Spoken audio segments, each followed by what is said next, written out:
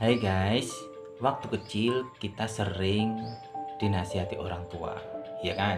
Tapi kadang nasihatnya itu membatasi diri kita. Utamanya buat kamu yang lahir tahun 90-an. Waktu itu nggak ada internet, nggak ada HP. Nggak tahu ya kalau di kota, kita mah di kampung begitu ya. Tapi sadari bahwa nasihat mereka yang menurut kita itu serba membatasi. Ketahuilah bahwa dia sedang melindungi diri kita. Mengapa bisa begitu? Kita sering dinasihati orang tua, jangan pulang sore kalau main, karena kita harus mandi sebelum maghrib terus ke musola ngaji sama Pak Kiai. Ya kan begitu. Nanti pulang-pulang malam habis isya. Coba kalau itu tidak kita lakukan dari dulu. Mungkin kalau kita tidak dibiasakan itu, mungkin kita jarang ke masjid maghrib sampai isya. Apalagi anak kita ya, buat kamu yang sudah punya anak, suruh ke masjid susah. Apalagi kalau maghrib sama isya udah capek-capeknya itu.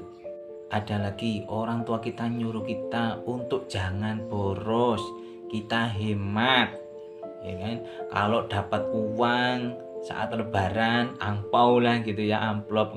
Kalau pas keliling ke rumah-rumah itu kita dapat sangu gitu, jangan boros. Siapa tahu apa nasihatnya, siapa tahu bisa buat beli sepatu, beli tas, ya kan? Itu nasihat orang tua, seolah-olah itu tidak adil. Coba bayangin kalau kita tidak terapkan manajemen keuangan kita nggak dilatih seperti itu, mungkin kita sudah foya-foya, gajian tanggal 1, tanggal 3 udah merasa bokek. Kita bisa jadi, kita harus bersyukur dengan nasihat orang tua yang menjadikan itu kita jadi terlatih, ya kan? Terlatih untuk memanajemen.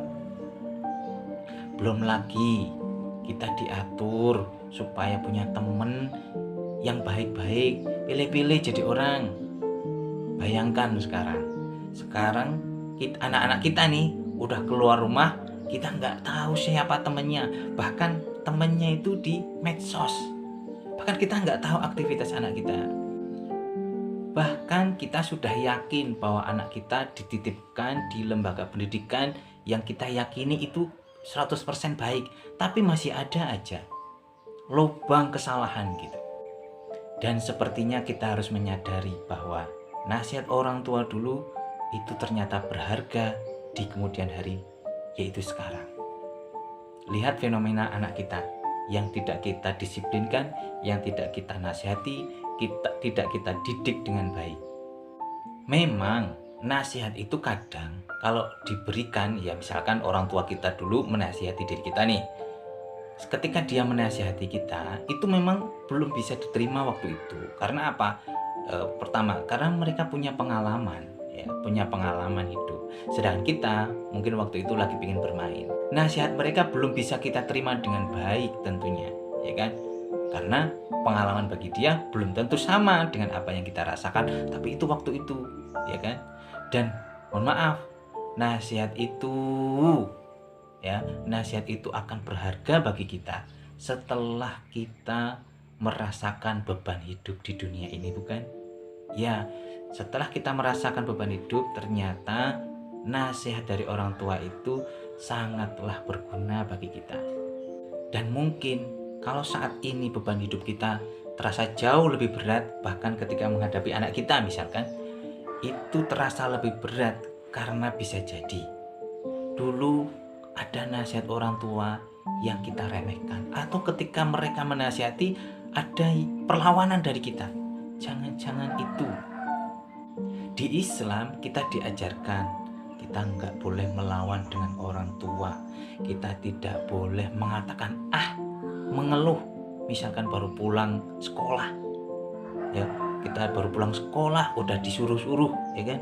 Udah disuruh angkut-angkut. Nah, bisa jadi keluhan kita dulu itu berdampak pada diri kita sekarang, terutama ketika kita menasihati anak kita, karena gitu, ya kan? Padahal harusnya itu ketika ada orang menasihati, tentunya itu hal yang patut kita syukuri karena ada orang yang perhatian dengan kita gitu. Dan tentunya kesadaran ini ya harusnya kita berbenah diri. Selama kita masih hidup, kita harus memperbaiki keadaan kita saat ini nih.